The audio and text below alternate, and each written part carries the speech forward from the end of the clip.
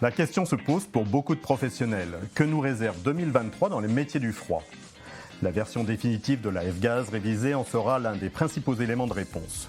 Ce nouveau texte fera suite aux discussions entre le Parlement et le Conseil européen.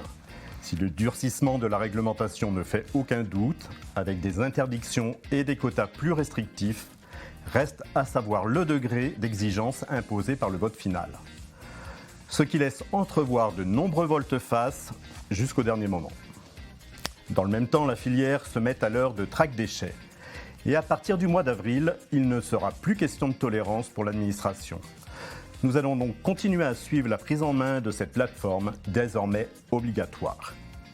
Elle vise tous les acteurs concernés par la traçabilité des déchets de fluides frigorigènes. De fluides frigorigènes, il sera encore beaucoup question, car leur choix sera plus que jamais dicté par la nouvelle réglementation. Mais pas seulement.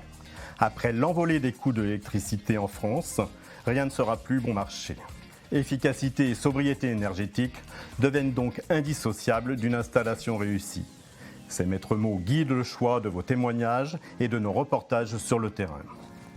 Ces nombreux sujets alimenteront aussi nos différents dossiers axés sur les fluides frigorigènes à base GWP, les rétrofits ou encore les composants tels que compresseurs, échangeurs ou encore centrales frigorifiques.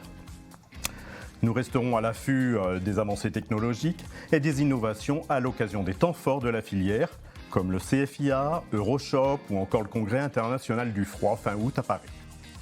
Et on se donne rendez-vous dès à présent sur le CIFA, du 10 au 12 octobre, qui revient dans la capitale avec ses exposants, mais aussi ses conférences qui en font un salon incontournable pour la profession.